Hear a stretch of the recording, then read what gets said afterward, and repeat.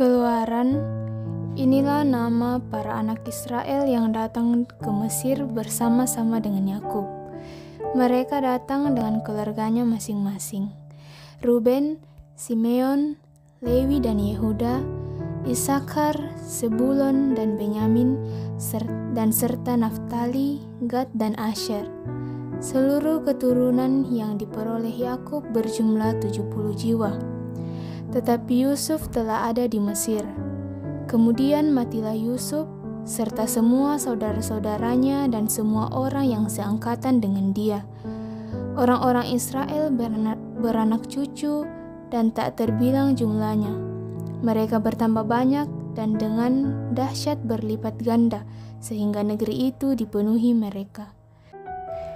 Kemudian bangkitlah seorang raja baru memerintah tanah Mesir yang tidak mengenal Yusuf. Berkatalah raja itu kepada rakyatnya, "Bangsa Israel itu sangat banyak dan lebih besar jumlahnya daripada kita. Marilah kita bertindak dengan bijaksana terhadap mereka, supaya mereka jangan bertambah banyak lagi.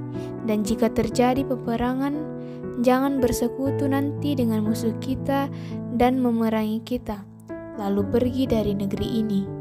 Sebab itu, pengawas-pengawas Rodi ditempatkan atas mereka untuk menindas mereka dengan kerja paksa. Mereka harus mendirikan bagi Firaun kota-kota perbekalan, yakni Pitom dan Raamses. Tetapi makin bertambah banyak dan berkembang mereka, sehingga orang merasa takut kepada orang Israel itu. Lalu dengan kejam orang Mesir memaksa orang Israel bekerja dan memahitkan hidup mereka dengan pekerjaan yang berat, yaitu mengerjakan tanah liat dan batu bata dan berbagai-bagai pekerjaan di padang. Ya, segala pekerjaan yang dengan kejam dipaksakan orang Mesir kepada mereka itu.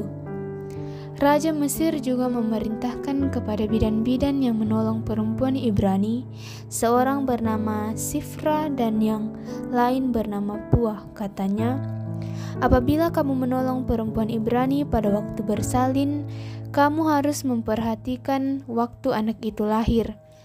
Jika anak laki-laki, kamu harus membunuhnya, tetapi jika anak perempuan, bolehlah ia hidup." Tetapi bidan-bidan itu takut akan Allah dan tidak melakukan seperti yang dikatakan Raja Mesir kepada mereka dan membiarkan bayi-bayi itu hidup. Lalu Raja Mesir memanggil bidan-bidan itu dan bertanya kepada mereka, "Mengapakah kamu berbuat demikian membiarkan hidup bayi-bayi itu?" Jawab bidan-bidan itu kepada Firaun, "Sebab perempuan Ibrani tidak sama dengan perempuan Mesir, melainkan mereka kuat, sebelum bidan datang mereka telah bersalin." Maka Allah berbuat baik kepada bidan-bidan itu, bertambah banyaklah bangsa itu dan sangat berlipat ganda. Dan karena bidan-bidan itu takut akan Allah, maka ia membuat mereka berumah tangga. Lalu Firaun memberi perintah kepada seluruh rakyatnya, "Lemparkanlah segala anak laki-laki yang lahir bagi orang Ibrani ke dalam sungai Nil, tetapi segala anak perempuan biarkanlah hidup." Seorang laki-laki dari keluarga Lewi kawin dengan seorang perempuan Lewi, lalu mengandunglah ia dan melahirkan seorang anak laki-laki. Ketika dilihatnya bahwa anak itu cantik, disembunyikan 3 bulan lamanya. Tetapi ia tidak dapat menyembunyikannya lebih lama lagi. Sebab itu diambilnya sebuah peti pandan, dipangkalnya dengan gala-gala dan ter. Diletakkannya bayi itu di dalamnya, dan ditaruhnya peti itu di tengah-tengah tiberau di tepi sungai Nil. Kakaknya perempuan berdiri di tempat yang agak jauh untuk melihat apakah yang akan terjadi dengan dia. Maka datanglah putri Firaun untuk mandi di sungai Nil, sedang dayang-dayangnya berjalan-jalan di tepi sungai Nil, lalu terlihatlah olehnya peti yang di tengah-tengah tiberau itu. Maka disuruhnya hambanya perempuan untuk mengambilnya. Ketika dibukanya, dilihatnya bayi itu, dan tampaklah anak itu menangis, sehingga belas kasihannya ia kepadanya dan berkata, "Tentulah ini bayi orang Ibrani." Lalu bertanyalah kakak anak itu kepada putri Firaun, "Akan kupanggilkah bagi tuan putri seorang inang penyusu dari perempuan Ibrani untuk menyusukan bayi itu bagi tuan putri?" Sahut putri Firaun kepadanya, "Baiklah." Lalu pergilah gadis itu memanggil ibu bayi itu. Maka berkatalah putri Firaun kepada ibu itu, "Bawalah bayi ini dan susukanlah dia bagiku, maka aku akan memberi upah kepadamu." Kemudian perempuan itu mengambil bayi itu dan menyusuinya. Ketika anak itu telah besar, dibawanyalah kepada putri Firaun yang mengangkatnya menjadi anaknya dan menamainya Musa, sebab katanya, "Karena aku telah menariknya dari air." Pada waktu itu, ketika Musa telah dewasa, ia keluar mendapatkan saudara-saudaranya untuk melihat kerja paksa mereka. Lalu dilihatnyalah seorang Mesir memukul seorang Ibrani, seorang dari saudara-saudaranya itu. Ia menoleh ke sana sini dan ketika dilihatnya tidak ada orang, dibunuhnya orang Mesir itu dan disembunyikannya mayatnya dalam pasir. Ketika keesokan harinya ia keluar lagi, didapatinya dua orang Ibrani tengah berkelahi.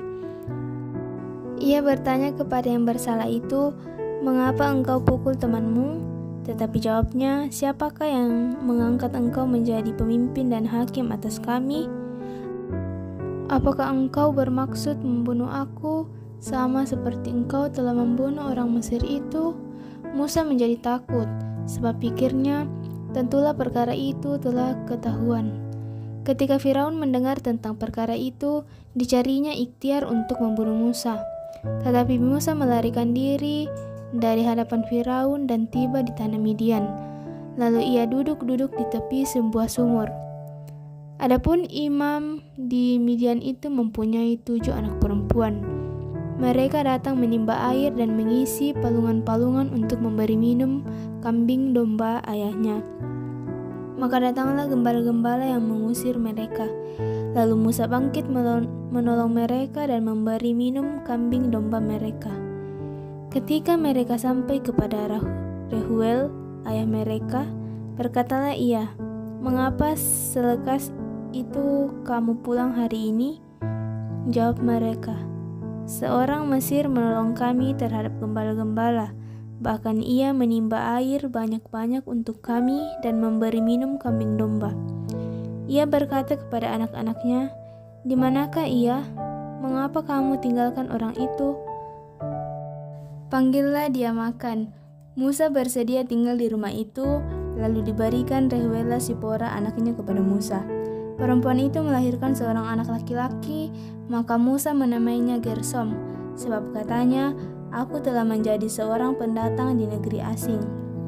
Lama sesudah itu, matilah Raja Mesir, tetapi orang Israel masih mengeluh karena perbudakan, dan mereka berseru-seru sehingga teriak mereka meminta tolong karena perbudakan itu sampai kepada Allah.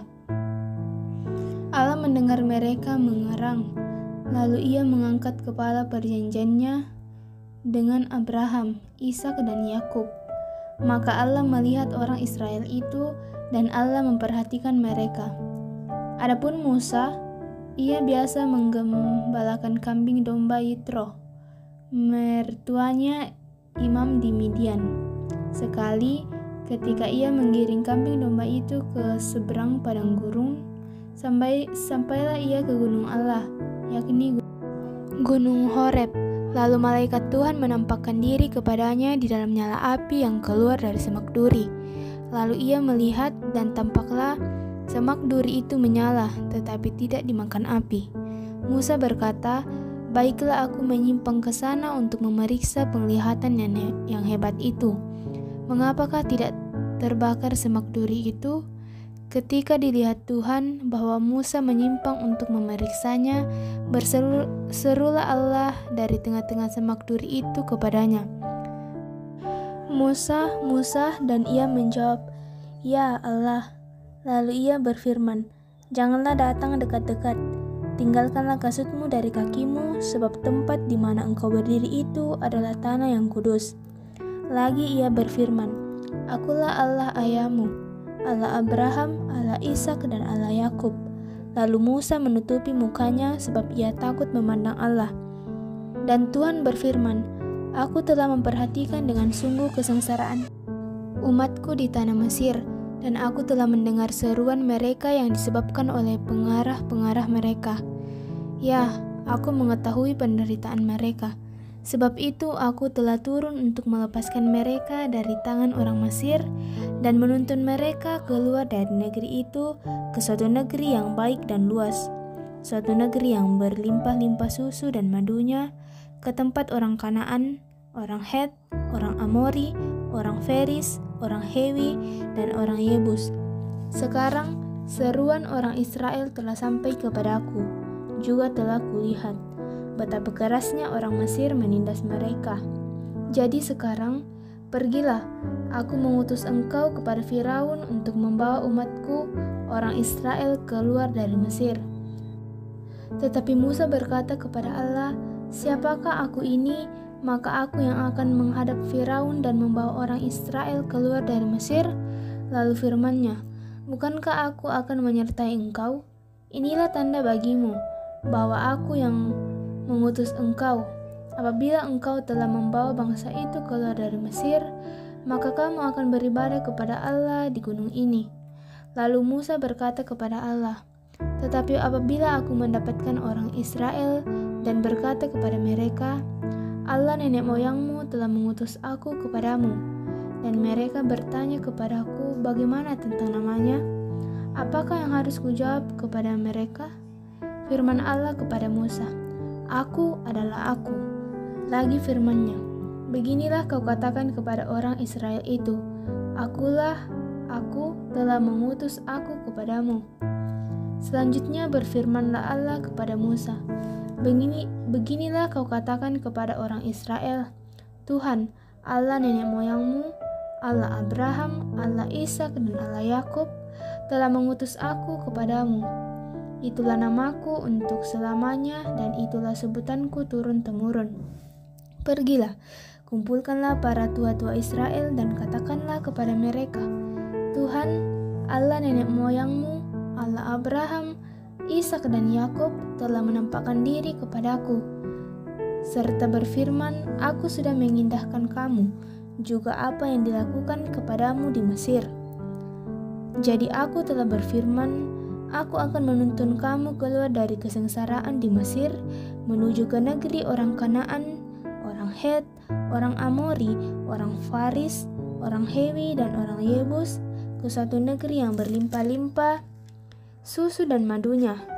Dan bila mana mereka mendengarkan perkataanmu, maka engkau harus beserta para tua-tua Israel pergi kepada Raja Mesir, dan kamu harus berkata kepadanya, Tuhan, Allah orang Ibrani telah menemui kami. Sebab itu izinkanlah kiranya kami pergi ke padang gurun 3 hari perjalanan jauhnya untuk mempersembahkan korban kepada Tuhan Allah kami. Tetapi aku tahu bahwa Raja Mesir tidak akan membiarkan kamu pergi kecuali dipaksa oleh tangan yang kuat. Tetapi aku akan mengacungkan tanganku dan memukul Mesir dengan segala perbuatan yang ajaib yang akan kulakukan di tengah-tengahnya. Sesudah itu ia akan membiarkan kamu pergi. Dan aku akan membuat orang Mesir bermurah hati terhadap bangsa ini, sehingga apabila kamu pergi, kamu tidak pergi dengan tangan hampa. Tetapi tiap-tiap perempuan harus meminta dari tetangganya dan dari perempuan yang tinggal di rumahnya barang-barang perak dan emas dan kain yang akan kamu kenakan kepada anak-anakmu, lelaki dan perempuan. Demikianlah kamu akan merampasi orang Mesir itu. Lalu sahut Musa, Bagaimana jika mereka tidak percaya kepadaku dan tidak mendengarkan perkataanku, melainkan berkata, Tuhan tidak menampakkan diri kepadamu? Tuhan berfirman kepadanya, Apakah yang di tanganmu itu? Jawab Musa, Tongkat. Firman Tuhan, lemparkanlah itu ke tanah. Dan ketika dilemparkannya ke tanah, maka tongkat itu menjadi ular, sehingga Musa lari meninggalkannya. Tetapi firman Tuhan kepada Musa, "Ulurkan tanganmu dan peganglah ekornya." Musa mengulurkan tangannya, ditangkapnya ular itu lalu menjadi tongkat di tangannya, supaya mereka percaya bahwa Tuhan, Allah nenek moyang mereka, Allah Abraham, Allah Ishak dan Allah Yakub telah menampakkan diri kepadamu. Lagi firman Tuhan kepadanya, "Masukkanlah tanganmu ke dalam bajumu." Dimasukkannya tangannya ke dalam bajunya, dan setelah ditariknya keluar, maka tangannya kena kusta, putih seperti salju. Sesudah itu, firman-Nya, "Masukkanlah tanganmu kembali ke dalam bajumu." Musa memasukkan tangannya kembali ke dalam bajunya, dan setelah ditariknya keluar, maka tangan itu pulih kembali seperti seluruh badannya. Jika mereka tidak percaya kepadamu dan tidak mengindahkan tanda mujizat yang pertama, maka mereka akan percaya kepada tanda mujizat yang kedua. Dan jika mereka tidak juga percaya kepada kedua tanda mujizat ini dan tidak mendengarkan perkataanmu, maka engkau harus mengambil air dari sungai Nil dan harus kau curahkan di tanah yang kering. Lalu air yang kau ambil itu akan menjadi darah di tanah yang kering itu. Lalu kata Musa kepada Tuhan, "Ah, Tuhan, aku ini tidak pandai bicara. Dahulu pun tidak, dan sejak Engkau berfirman kepada hamba-Mu pun tidak. Sebab aku berat mulut dan berat lidah." Tetapi Tuhan berfirman kepadanya, "Siapakah yang membuat lidah manusia? Siapakah yang membuat orang bisu atau tuli, membuat orang melihat atau buta? Bukankah aku, yakni Tuhan? Oleh sebab itu, pergilah, aku akan menyertai lidahmu dan mengajar engkau apa yang harus kau katakan." Tetapi Musa berkata, "Ah, Tuhan, utuslah kiranya siapa saja yang patut kau utus." Maka bangkitlah murka Tuhan terhadap Musa dan ia berfirman, "Bukankah di situ Harun, orang Lewi itu, kakakmu? Aku tahu bahwa ia pandai bicara. Lagi pula ia berangkat menjumpai engkau, dan apabila ia melihat engkau, ia akan bersukacita dalam hatinya. Maka engkau harus berbicara kepadanya dan menaruh perkataanmu itu di dalam mulutnya. Aku akan menyertai lidahmu dan lidahnya dan mengajarkan kepada kamu apa yang harus kamu lakukan. Ia harus berbicara bagimu kepada bangsa itu. Dengan demikian, ia akan menjadi penyambung lidahmu dan engkau akan menjadi seperti Allah baginya. Dan bawalah tongkat ini di tanganmu, yang harus kau pakai untuk membuat tanda-tanda mujizat." Lalu Musa kembali kepada mertuanya Yitro serta berkata kepadanya, "Izinkanlah kiranya aku kembali kepada saudara-saudaraku yang ada di Mesir untuk melihat apakah mereka masih hidup." Yitro berkata kepada Musa, "Pergilah dengan selamat." Adapun Tuhan sudah berfirman kepada Musa di Midian, "Kembalilah ke Mesir, sebab semua orang yang ingin mencabut nyawamu telah mati." Kemudian Musa mengajak istri dan anak-anaknya lelaki, lalu menaikkan mereka ke atas keledai dan ia kembali ke tanah Mesir. Dan tongkat Allah itu dipegangnya di tangannya. Firman Tuhan kepada Musa, "Pada waktu engkau hendak kembali ini ke Mesir, ingatlah supaya segala mujizat yang telah kuserahkan ke dalam tanganmu kau perbuat di depan Firaun. Tetapi aku akan mengeraskan hatinya, sehingga ia tidak membiarkan bangsa itu pergi. Maka engkau harus berkata kepada Firaun, beginilah firman Tuhan, Israel ialah anakku, anakku yang sulung. Sebab itu aku berfirman kepadamu, biarkanlah anakku itu pergi, supaya ia beribadah kepadaku. Tetapi jika engkau menolak membiarkannya pergi, maka aku akan membunuh anakmu, anakmu yang sulung." Tetapi di tengah jalan, di suatu tempat bermalam, Tuhan bertemu dengan Musa dan berikhtiar untuk membunuhnya. Lalu Sipora mengambil pisau batu, dipotongnya kulit katan anaknya, Kemudian disentuhnya dengan kulit itu kaki Musa sambil berkata, "Sesungguhnya engkau pengantin darah bagiku." Lalu Tuhan membiarkan Musa.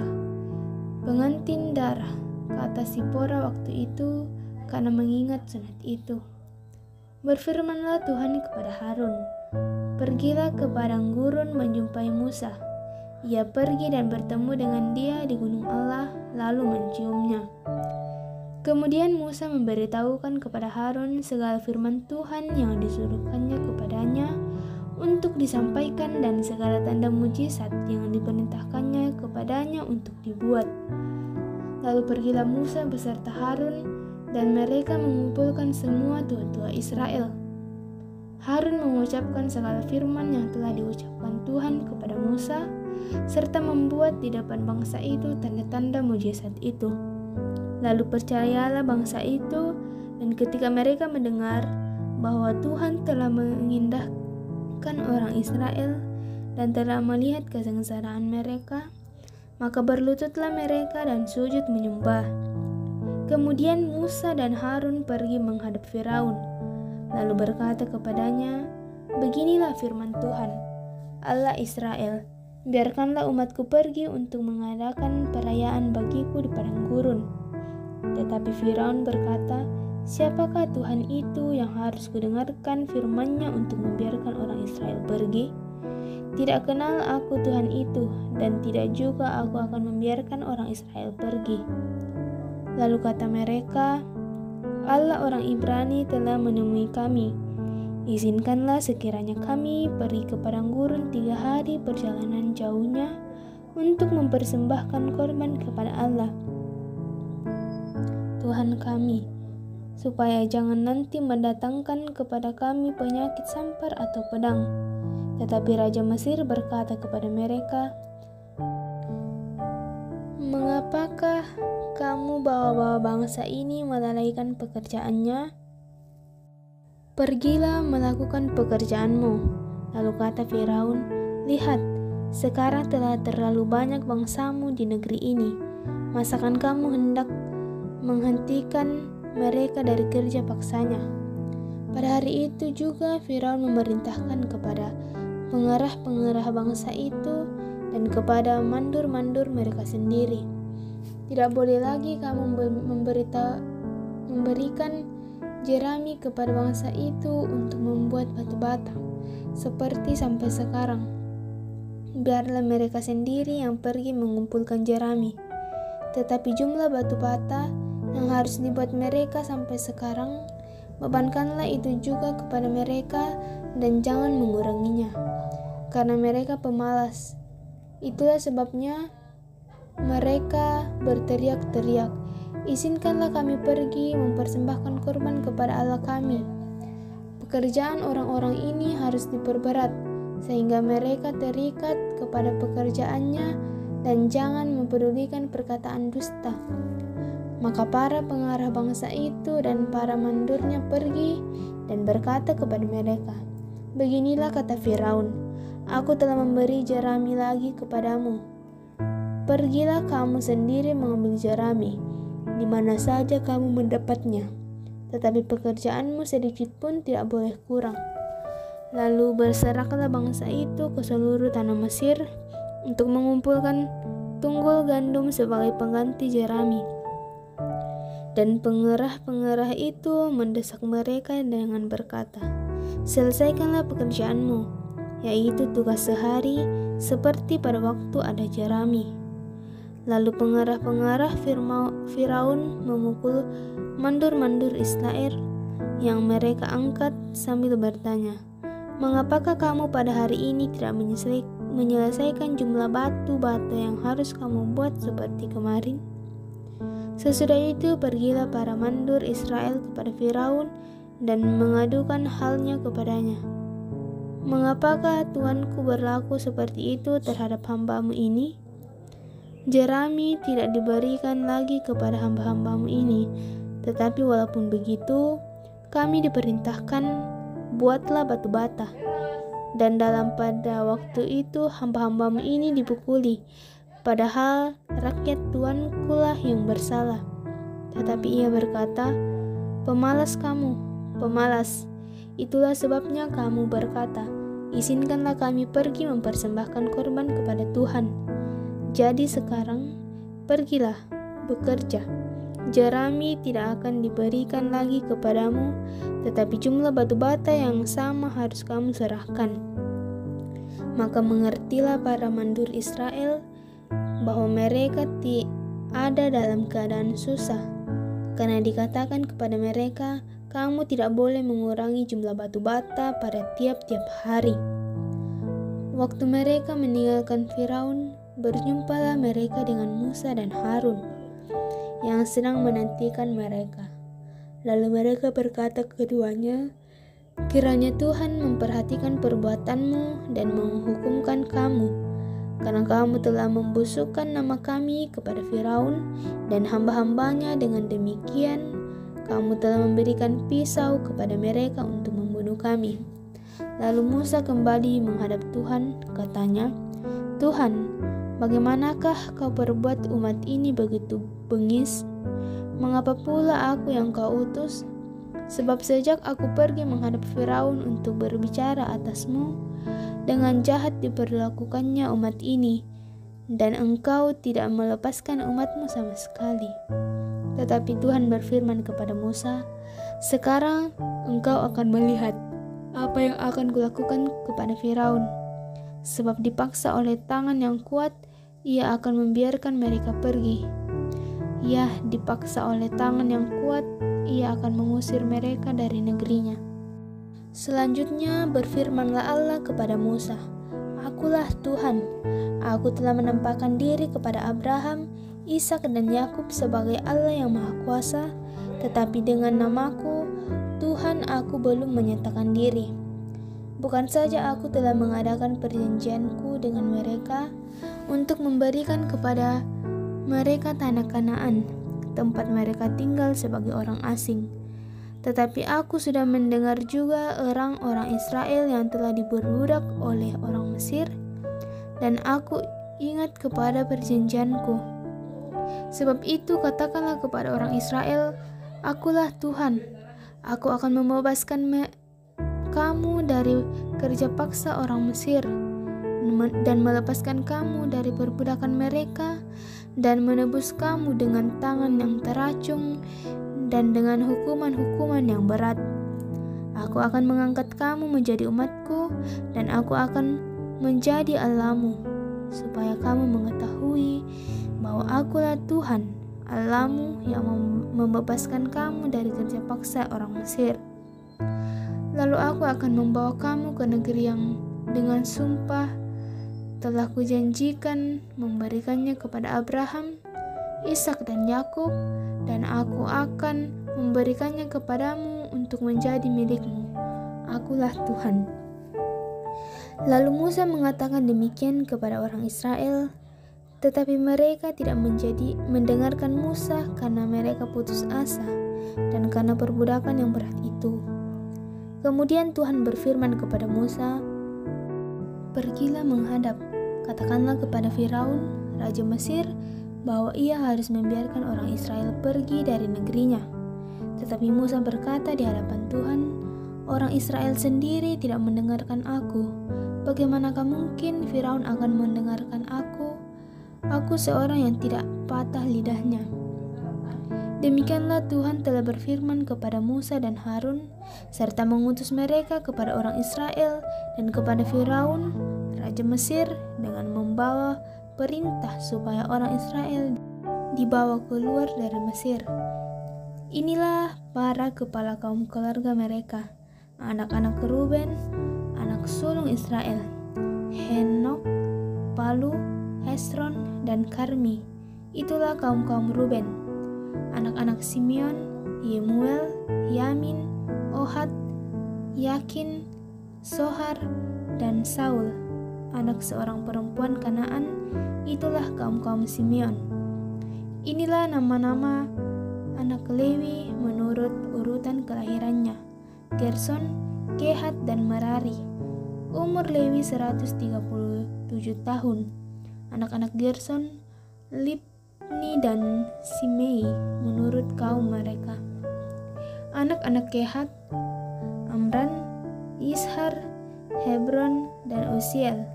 Umur Kehat 133 tahun. Anak-anak Merari, Mahli, dan Musi. Itulah kaum-kaum Lewi menurut urutannya. Dan Amran mengambil Yokhebed, saudara ayahnya, menjadi istrinya, dan perempuan ini melahirkan Harun dan Musa baginya. Umur Amran 137 tahun. Anak-anak Yishar, Korah, Nafek, dan Sikri. Anak-anak Uziel, Misael, Elsafan, dan Sitri. Dan Harun mengambil Eliseba, anak perempuan Abinadab, seorang perempuan Nahason, mencari istrinya. Dan perempuan ini melahirkan baginya Nadab, Abinu, Eleazar, dan Itamar. Anak-anak Korah, Asir, Elkanah, dan Abiasaf. Itulah kaum-kaum orang Korah. Eleazar, anak Harun, mengambil salah seorang anak perempuan Putiel menjadi istrinya, dan perempuan ini melahirkan Pinehas baginya. Itulah para kaum keluarga orang Lewi menurut kaum mereka. Itulah Harun dan Musa yang diperintahkan Tuhan, bawalah orang Israel keluar dari tanah Mesir menurut pasukan mereka. Berkatalah yang berbicara kepada Firaun, raja Mesir, supaya mereka membawa orang Israel keluar dari Mesir. Itulah Musa dan Harun. Pada waktu Tuhan berfirman kepada Musa di tanah Mesir, Tuhan berfirman kepadanya, "Akulah Tuhan, katakan kepada Firaun, raja Mesir, segala yang kufirmankan kepadamu." Tetapi Musa berkata di hadapan Tuhan, "Bukankah aku ini seorang yang tidak patah lidahnya? Bagaimana mungkin Firaun akan mendengarkan aku?" Berfirmanlah Tuhan kepada Musa, "Lihat, aku mengangkat engkau sebagai Allah bagi Firaun, dan Harun, abangmu, akan menjadi nabimu. Engkau harus mengatakan segala yang kuperintahkan kepadamu, dan Harun, abangmu, harus berbicara kepada Firaun, supaya dibiarkannya orang Israel itu pergi dari negerinya. Tetapi aku akan mengeraskan hati Firaun, dan aku akan memperbanyak tanda-tanda dan mujizat-mujizat yang kubuat di tanah Mesir. Bila mana Firaun tidak mendengarkan kamu, maka aku akan mendatangkan tanganku kepada Mesir dan mengeluarkan pasukanku, umatku, dari tanah Mesir dengan hukuman-hukuman yang berat. Dan orang Mesir itu akan mengetahui bahwa akulah Tuhan apabila aku mengancungkan tanganku terhadap Mesir dan membawa orang Israel keluar dari tengah-tengah mereka. Demikianlah diperbuat Musa dan Harun seperti yang diperintahkan Tuhan kepada mereka. Demikianlah diperbuat mereka. Adapun Musa 80 tahun umurnya dan Harun 83 tahun ketika mereka berbicara kepada Firaun. Dan Tuhan berfirman kepada Musa dan Harun, "Apabila Firaun berkata kepada kamu, tunjukkanlah suatu mujizat, maka haruslah kau katakan kepada Harun, ambillah tongkatmu dan lemparkanlah itu di depan Firaun, maka tongkat itu akan menjadi ular." Musa dan Harun pergi menghadap Firaun, lalu mereka berbuat seperti yang diperintahkan Tuhan. Harun melemparkan tongkatnya di depan Firaun dan para pegawainya, maka tongkat itu menjadi ular. Kemudian Firaun pun memanggil orang-orang berilmu dan ahli-ahli sihir, dan mereka pun ahli-ahli Mesir itu membuat yang demikian juga dengan ilmu mantra mereka. Masing-masing mereka melemparkan tongkatnya, dan tongkat-tongkat itu menjadi ular. Tetapi tongkat Harun menelan tongkat-tongkat mereka. Tetapi hati Firaun berkeras, sehingga tidak mau mendengarkan mereka keduanya, seperti yang telah difirmankan Tuhan. Berfirmanlah Tuhan kepada Musa, "Firaun berkeras hati, dia menolak membiarkan bangsa itu pergi. Pergilah kepada Firaun pada waktu pagi, pada waktu biasanya ia keluar ke sungai. Nantikanlah dia di tepi sungai Nil dan memegang di tanganmu tongkat yang tadinya berubah menjadi ular.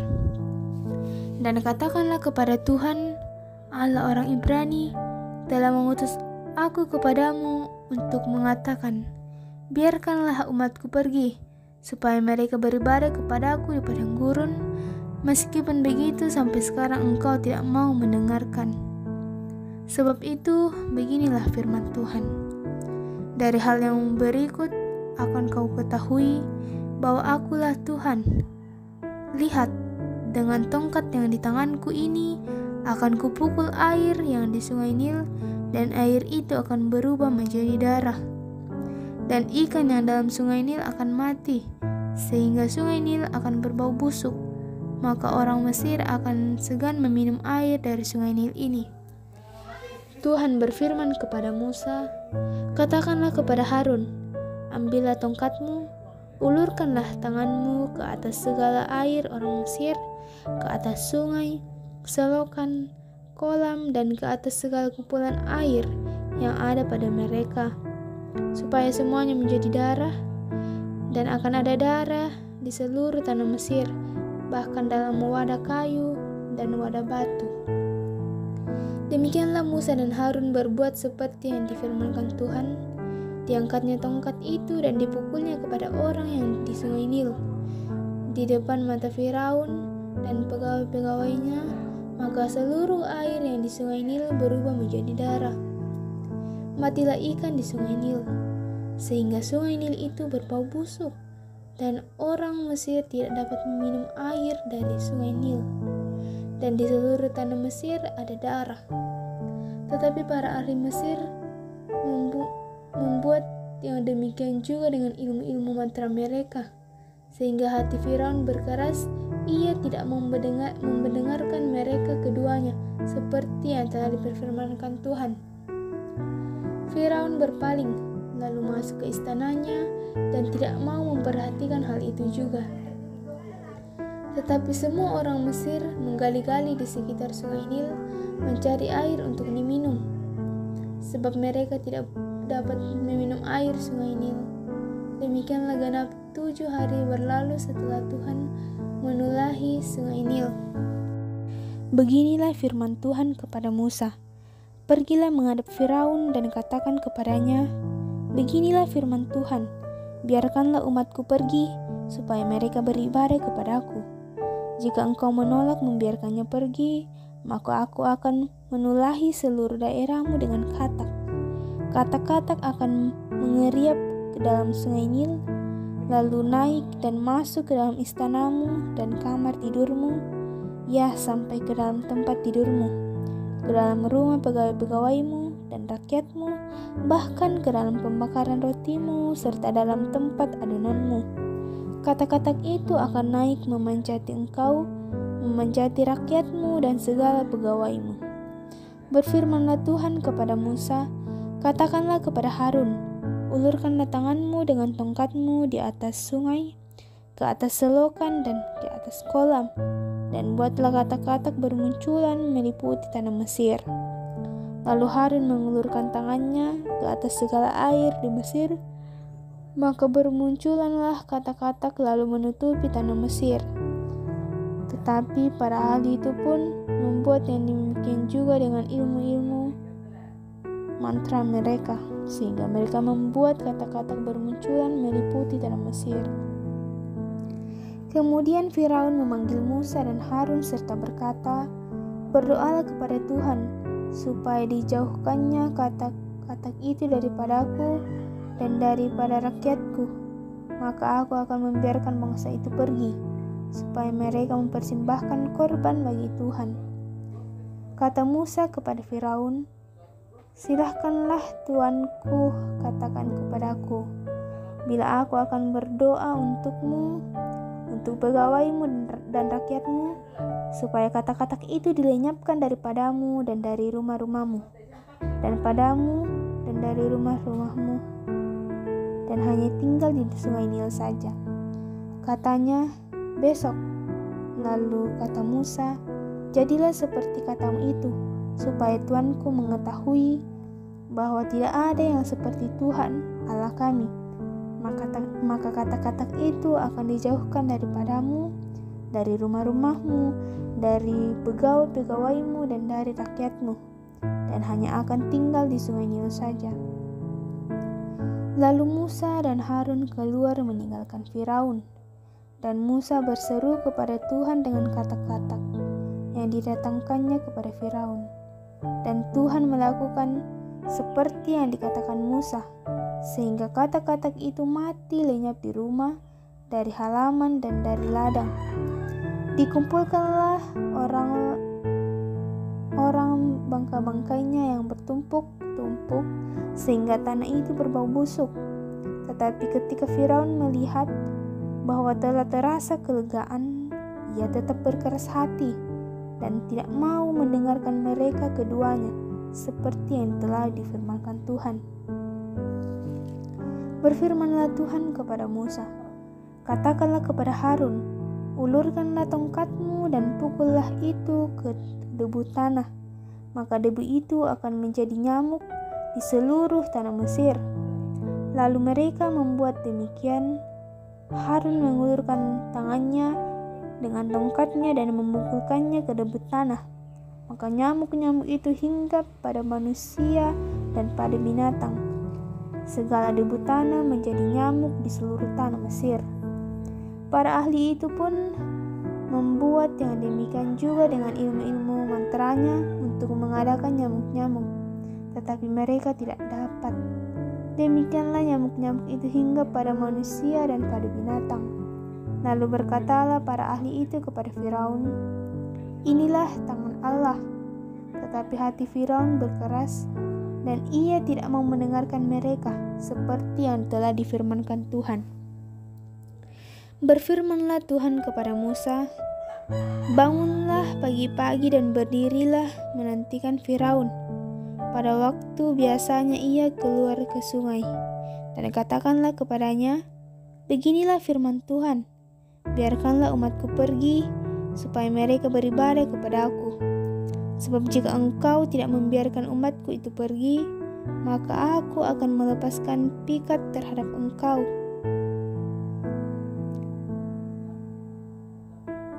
Terhadap pegawai-pegawaimu, rakyatmu, dan rumah-rumahmu, sehingga rumah-rumah orang Mesir, bahkan tanah di mana mereka berdiri akan penuh dengan pikat. Tetapi pada hari itu Aku akan mengecualikan tanah Goshen, di mana umatku tinggal, sehingga di sana tidak ada terdapat pikat, supaya engkau mengetahui bahwa Aku, Tuhan, ada di negeri ini. Sebab Aku akan mengadakan perbedaan antara umatku dan bangsamu. Besok tanda mujizat ini akan terjadi." Tuhan berbuat demikian maka datanglah banyak-banyak pikat ke dalam istana Firaun dan di dalam rumah pegawai-pegawainya dan ke seluruh tanah Mesir. Negeri itu menderita karena pikat itu. Lalu Firaun memanggil Musa dan Harun serta berkata, "Pergilah, persembahkanlah korban kepada Allahmu di negeri ini." Tetapi Musa berkata, "Tidak mungkin kami berbuat demikian, sebab korban yang akan kami persembahkan kepada Tuhan Allah kami adalah kekejian bagi orang Mesir. Apabila kami mempersembahkan korban yang menjadi kekejian bagi orang Mesir itu di depan mata mereka, tidakkah mereka akan melempari kami dengan batu? Kami harus pergi ke padang gurun 3 hari perjalanan jauhnya untuk mempersembahkan korban kepada Tuhan Allah kami, seperti yang difirmankannya kepada kami." Lalu kata Firaun, "Baik, Aku akan membiarkan kamu pergi untuk mempersembahkan korban kepada Tuhan Allahmu di padang gurun. Hanya janganlah kamu pergi terlalu jauh, berdoalah untuk aku." Lalu kata Musa, "Sekarang aku keluar meninggalkan tuanku dan akan berdoa kepada Tuhan. Maka pikat itu akan dijauhkan besok dari Firaun, dari pegawai-pegawainya dan rakyatnya. Hanya janganlah Firaun berlaku curang lagi dengan tidak membiarkan bangsa itu pergi untuk mempersembahkan korban kepada Tuhan. Sesudah itu, keluarlah Musa meninggalkan Firaun, lalu berdoa kepada Tuhan. Dan Tuhan membuat seperti yang dikatakan Musa. Pikat itu dijauhkannya dari Firaun, dari pegawai-pegawainya dan rakyatnya. Seekor pun tidak ada yang tinggal. Tetapi sekali ini pun Firaun tetap berkeras hati. Ia tidak membiarkan bangsa itu pergi. Berfirmanlah Tuhan kepada Musa, "Pergilah menghadap Firaun dan berbicaralah kepadanya. Beginilah firman Tuhan, Allah orang Ibrani, biarkanlah umatku pergi, supaya mereka beribadah kepadaku. Sebab jika engkau menolak membiarkan mereka pergi dan masih menahan mereka, maka ternakmu yang ada di padang, kuda, keledai, unta, lembu, sapi, dan kambing domba akan kena tulah Tuhan, yakni kena penyakit sampar yang dahsyat. Dan Tuhan akan membuat perbedaan antara ternak orang Israel dan ternak orang Mesir, sehingga tidak ada yang akan mati seekor pun dari segala ternak orang Israel." Selanjutnya Tuhan menentukan waktunya. Firman-Nya, "Besoklah Tuhan akan melakukan hal itu di negeri ini." Dan Tuhan melakukan hal itu keesokan harinya. Segala ternak orang Mesir itu mati, tetapi dari ternak orang Israel tidak ada seekor pun yang mati. Lalu Firaun menyuruh orang ke sana, dan sesungguhnya lah dari ternak orang Israel tidak ada seekor pun yang mati. Tetapi Firaun tetap berkeras hati dan tidak mau membiarkan bangsa itu pergi. Berfirmanlah Tuhan kepada Musa dan Harun, "Ambillah jelaga dari dapur, peleburan serangkup penuh, dan Musa harus mengemburkannya ke udara di depan mata Firaun. Maka jelaga itu akan menjadi debu, meliputi seluruh tanah Mesir, dan akan menjadikan bara yang memecah sebagai gelembung pada manusia dan binatang di seluruh tanah Mesir."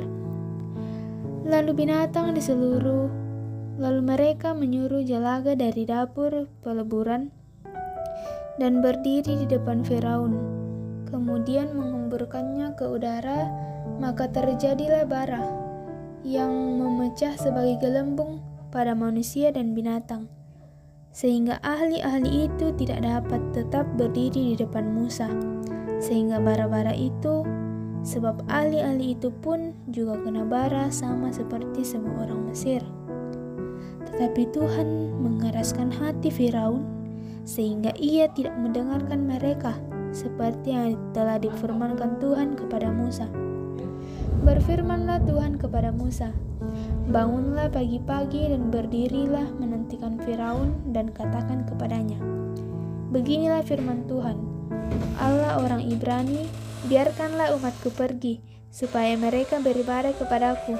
Sebab sekali ini aku akan melepaskan segala tulahku terhadap engkau sendiri, terhadap pegawai-pegawaimu, dan terhadap rakyatmu, dengan maksud supaya engkau mengetahui bahwa tidak ada yang seperti aku di seluruh bumi.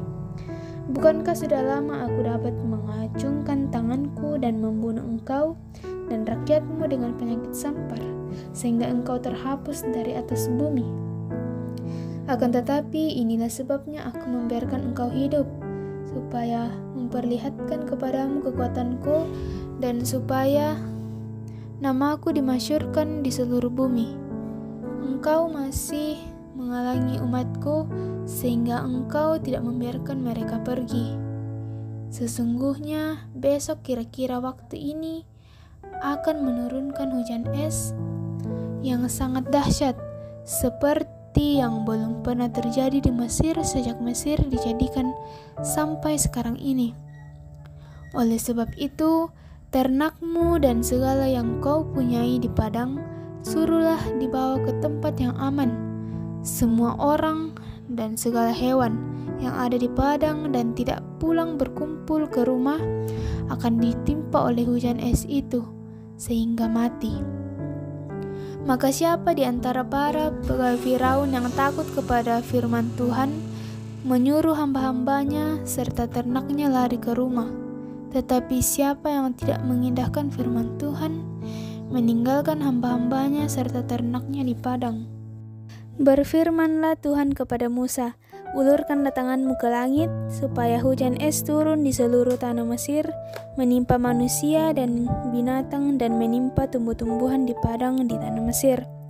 Lalu Musa mengulurkan tongkatnya ke langit, maka Tuhan mengadakan guruh dan hujan es, dan api pun menyambar ke bumi, dan Tuhan menurunkan hujan es meliputi tanah Mesir. Dan turunlah hujan es beserta api yang berkilat-kilat di tengah-tengah hujan es itu, terlalu dahsyat seperti yang belum pernah terjadi di seluruh negeri orang Mesir sejak mereka menjadi suatu bangsa. Hujan es itu menimpa binasa segala sesuatu yang ada di padang, di seluruh tanah Mesir, dari manusia sampai binatang. Juga segala tumbuh-tumbuhan di padang ditimpa binasa oleh hujan itu, dan segala pohon di padang ditumpangkannya. Hanya di tanah Goshen, tempat kediaman orang Israel, tidak ada turun hujan es. Lalu Firaun menyuruh memanggil Musa dan Harun serta berkata kepada mereka, "Aku telah berdosa sekali. Ini Tuhan itu yang benar, tetapi aku dan rakyatku lah yang bersalah. Berdoalah kepada Tuhan, guruh yang sangat dahsyat, dan hujan es itu sudah cukup. Maka aku akan membiarkan kamu pergi, tidak usah kamu tinggal lebih lama lagi." Dan berkatalah Musa kepadanya, "Sekeluar aku dari kota ini, aku akan mengembangkan tanganku kepada Tuhan. Guru akan berhenti dan hujan es tidak akan turun lagi, supaya engkau mengetahui bahwa bumi adalah milik Tuhan. Tetapi tentang engkau dan para pegawaimu, aku tahu bahwa kamu belum takut kepada Tuhan Allah. Tanaman rami dan jelai telah tertimpa binasa, sebab jelai itu sedang berbulir dan rami itu sedang berbunga. Tetapi gandum dan sekoi tidak tertimpa binasa, sebab belum lagi musimnya." Lalu keluarlah Musa dari kota itu meninggalkan Firaun, dikembangkannyalah tangannya kepada Tuhan, maka berhentilah guru dan hujan es, dan hujan tidak tercurah lagi ke bumi. Tetapi ketika Firaun melihat bahwa hujan es dan guru telah berhenti, maka teruslah ia berbuat dosa. Ia tetap berkeras hati, baik ia maupun para pegawainya. Berkelaslah hati Firaun sehingga ia tidak membiarkan orang Israel pergi, seperti yang telah difirmankan Tuhan dengan perantaraan Musa.